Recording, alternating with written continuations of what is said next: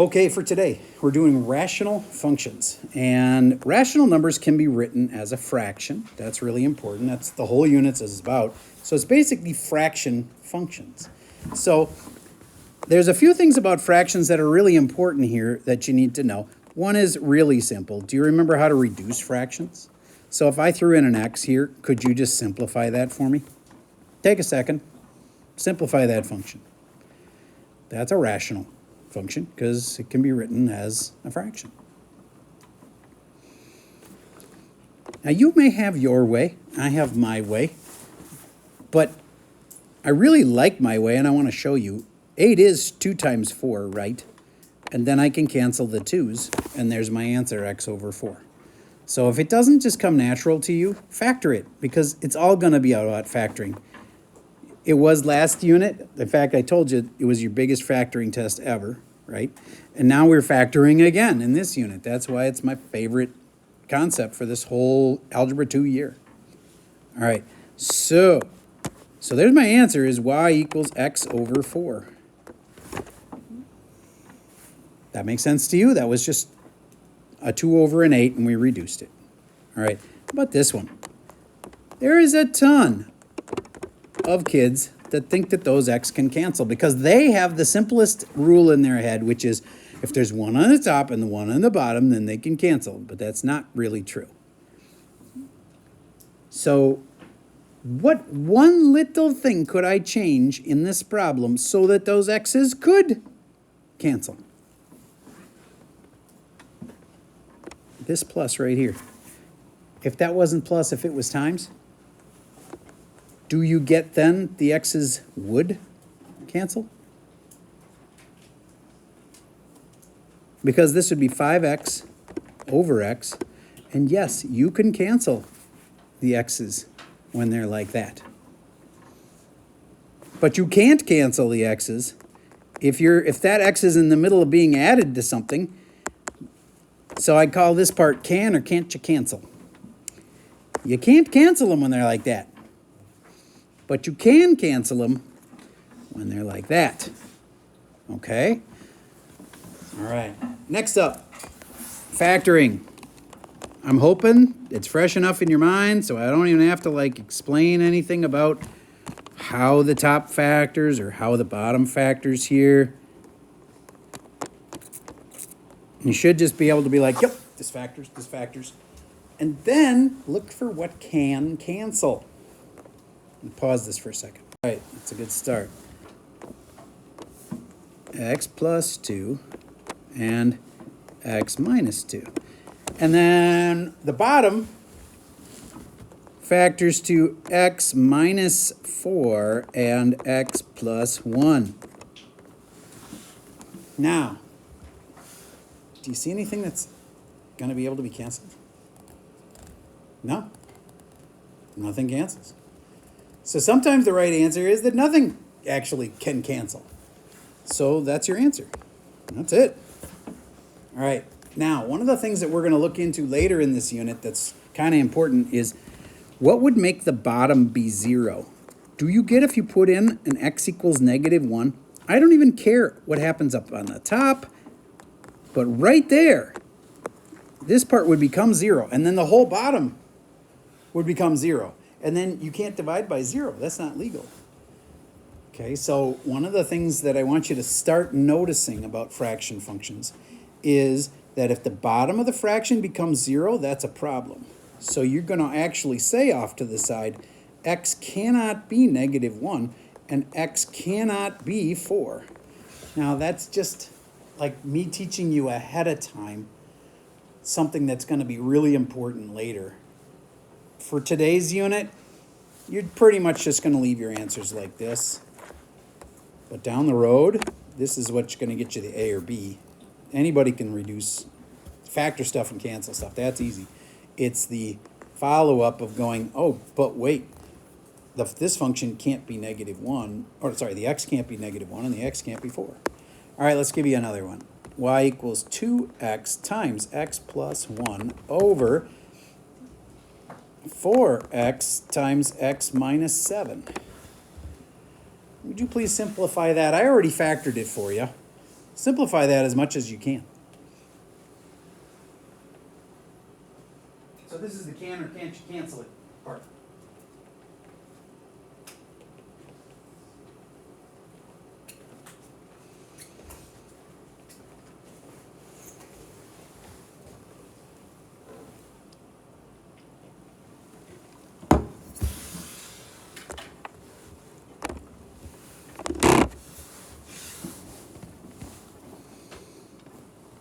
All right, these x's can cancel. They're part of a multiply problem. And this 4 could be changed to 2 times 2. Do you have to do it that way? No, but I bet you you'll make less mistakes if you do it that way. So what's left on the top? X plus 1. Technically, if it's the only thing on the top, you don't have to have those parentheses. But we can leave them also, and it would be fine. There's a 2 left on the bottom and an x minus 7. Could those parentheses just be dropped? No, because there's a 2 that would times into them. So, all right, there's your answer.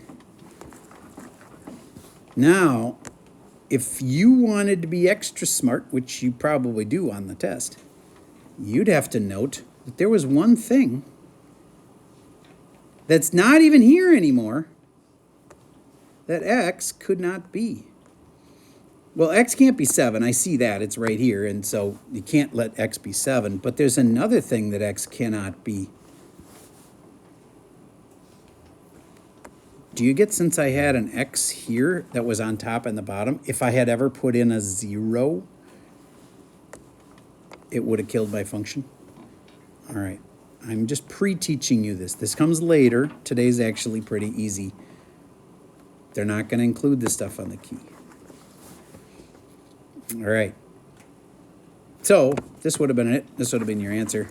All done. All right. Let's do another kind with a little harder factoring. X to the third plus 5x squared minus 3x minus 15 all over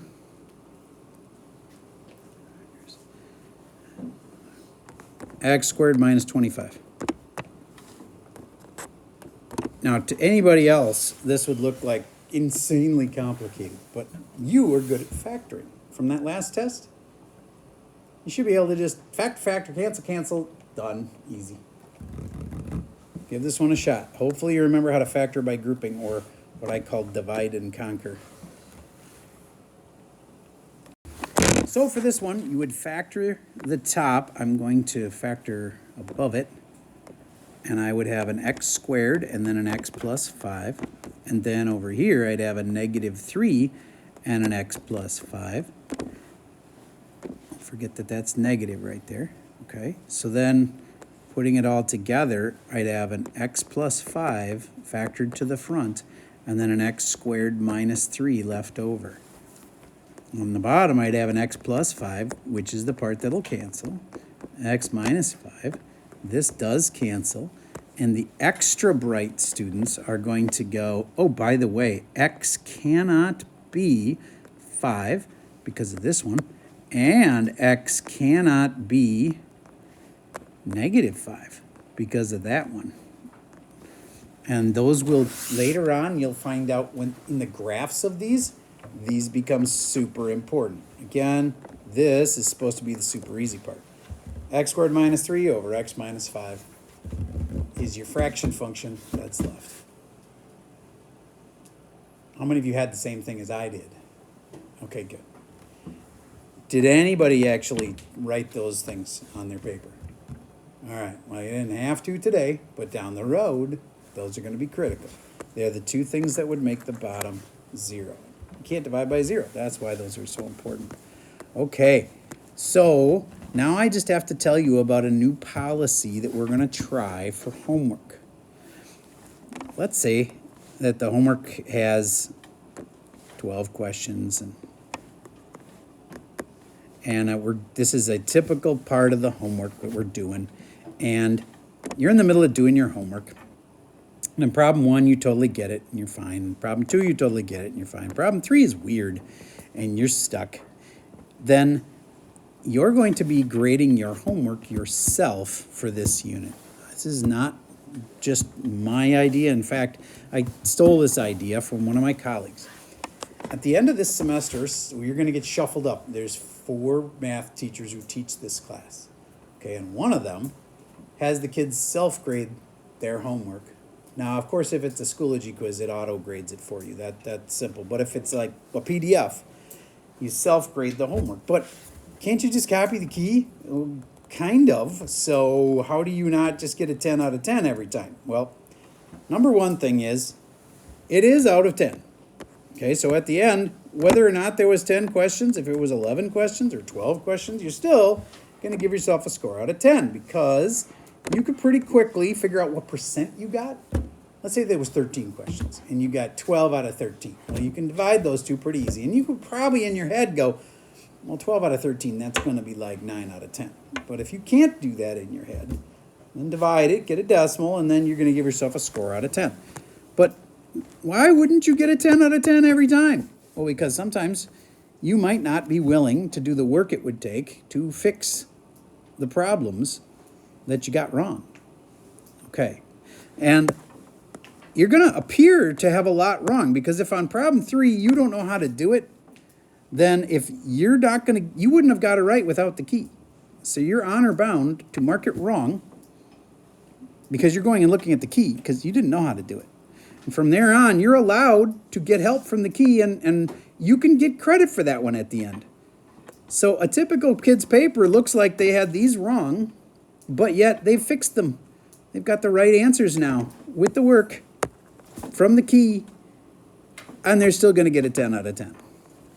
Will there be kids that turn in a score of 9 out of 10? Yes, because they don't want to deal with that one that they didn't get and they just left it blank and they just get it wrong. And I'm okay with that if you're okay with that. You can have one wrong because it's just too complicated to do. Now, I think that's a missed opportunity. I personally would take the time, fix that one, and I personally would have been the kid who probably got a 10 out of 10 every single time. You know what looks really suspicious, though, is a kid that has 10 out of 10 and they have nothing wrong. Because there are kids that can do the entire assignment without getting any help from the key, but that's pretty rare. Okay, so you're basically saying if you got a 10 out of 10 and you don't have anything marked wrong, you're basically saying, challenge me, Mr. Server. I know absolutely everything on here. I never needed the key for nothing. I got it perfect without any help. And okay, if that's true, then proudly put a 10 out of 10 on there. But do you get it's much more likely that you didn't even know how to start number 3, so you mark it wrong, and you go ahead and get some help, and sure, you're going to get it right at the end. You're probably still going to get a 10 out of 10, but you be honest about where you had to get help. Okay? Now, this is going to prevent some of you from going and looking at the key for every single problem, because it's going to look like you had every single thing wrong then. All right. Is there some trust in this? Yeah. Could a kid cheat this system? Yes. Could the kid cheat under the current system? Absolutely yes. Okay, so there's the biggest thing is your test. They're 90% of your grade. But don't cheat. Have some honor.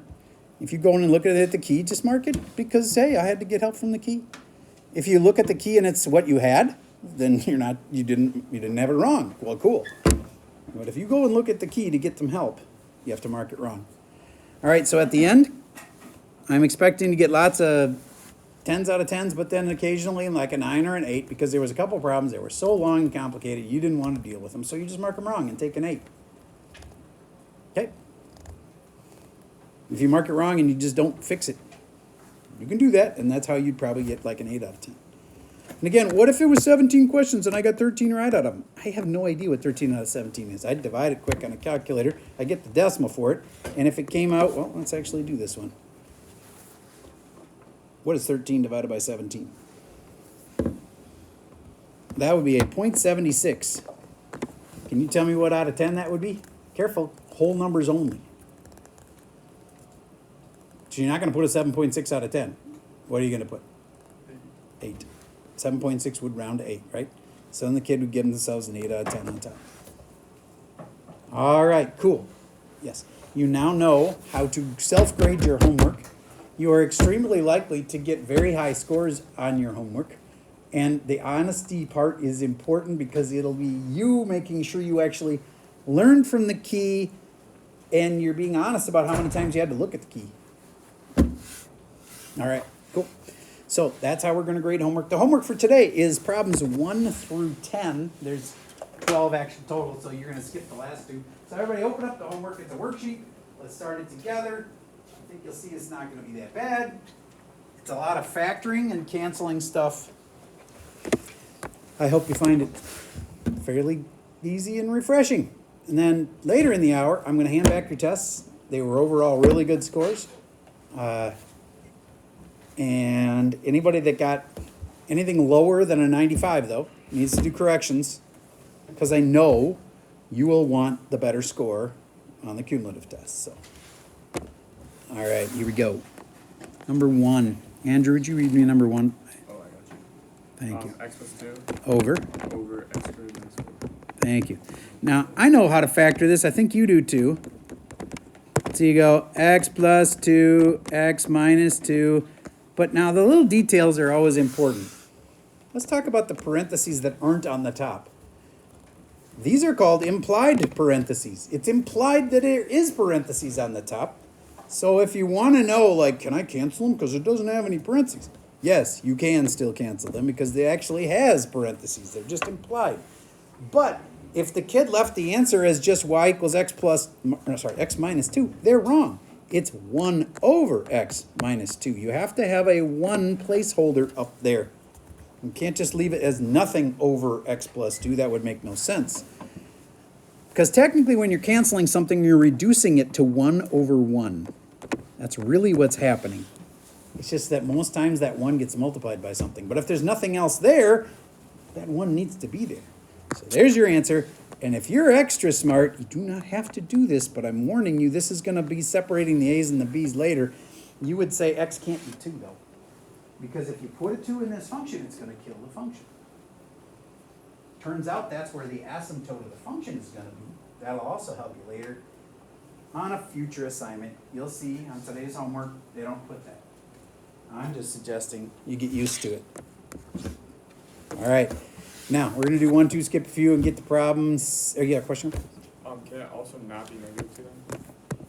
Or does it Oh, matter? you got me. Very good. And x can also not be negative 2 because, see, we canceled it out, but it's still in the original problem. If you would have put in a negative 2, it would have killed it. Very good point. Thank you. And that is, again, what's going to separate the A's and the B's. I remembered one of them, at least. But there was actually 2 things that x could not be. That's called its domain. And later on, that's going to become important. Like I said, for today, you don't even have to put these. I'm just trying to get you ready for the harder stuff that comes later. Today's pretty easy. All right, so let's skip past a few of these. Let's get to number 5. Mr. Dixon, would you read me number 5? X to the third minus x to the second plus 2x minus 2. All over.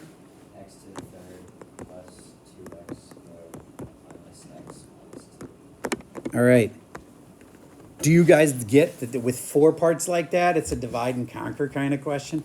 So you're going to do the factoring on the top. That's the divide and conquer way. You'll do the factoring on the bottom. Same thing. When it's all simplified down, a bunch of stuff cancels, and you're left with your answer. All right. Remember that you skipped 9 and 10? Sorry, I'm wrong. 11 and 12? Yeah, skip 11 and 12. And that's all I got for you for today.